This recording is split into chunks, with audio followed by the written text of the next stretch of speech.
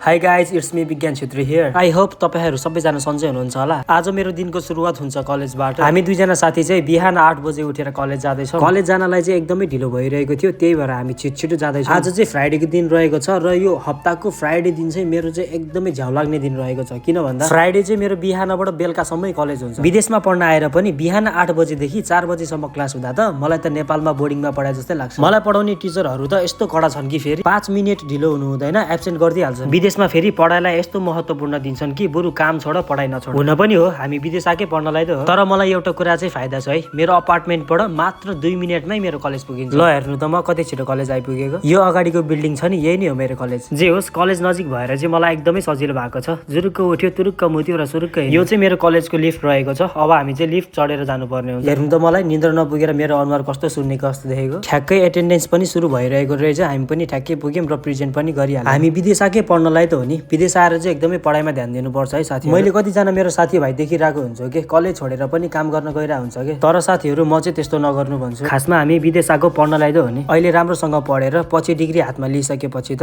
हामीले राम्रो राम्रो अपर्च्युनिटीहरू पाएर धेरै पैसा त कमाउन सकिहाल्छौँ नि। जो कोही पनि विदेशमा पढ्न जाँदै हुनुहुन्छ भने प्लिज साथीहरू पढाइलाई चाहिँ एकदमै इम्पोर्टेन्ट दिनु होला है। 2 घण्टाको पढाइपछि हाम्रो ब्रेक पनि सुरु भयो र हामी गयौँ अब पुल खेल्नको लागि। ब्रेक हुन साथ म जाने भनेको फेरि पुल खेल्नलाई। खै किन हो, पुल खेल्ने भनेपछि त मलाई त एकदमै मनपर्छ। त्यसपछि लाग्यौँ मेरो साथी कुशल र म गेम खेल्नलाई। आज त मेरो दिन नै खराब थियो कि क्या हो, मेरो त एउटा गोटी पनि छिरिरहेको थिएन। तर जे होस् यो गेम खेल्न मलाई चाहिँ एकदमै मनपर्छ। तपाईहरु पनि कहिलेकाहीँ ट्राई गर्नु होला। अनि ऊ चाहिँ मेरो क्लासमेट साथी, he is one of the most handsome boy in the class. मान्छे अलि क्युट र लजालु पनि छ, तर क्लासमा भने अलि धेरै बोल्छ। अनि कलेजमा चाहिँ आज मैले नदेखेको कुरा देखेँ। मेरो फोटो पनि कलेजको बोर्डमा रहेछ। अस्ति हाम्रो कलेजमा एउटा इभेन्ट भएको थियो। त्यो इभेन्टमा चाहिँ स्वस्ति दिदी र म नाचेको थिएँ। त्यही बेलाको फोटो रहेछ यिनीहरू चाहिँ। मलाई त क्या खुसी लागिरा भने यो देखेको त। ल साथीहरू अब पढाइ पनि सिद्धियो र अघि नैको ब्रेक पनि सकिसक्यो। हामी चाहिँ ब्रेक पछि पनि 2 घण्टा पढिसकेपछि अब घर जाने बेला आइसकेको छ फाइनल्ली। भिडियो हेरिसकेपछि एउटा लाइक र कमेन्ट चाहिँ गरिदिनु है साथीहरू भन्दै आजलाई बिदा हुन चाहन्छु। See you in the next blog. Bye bye, take care साथीहरू।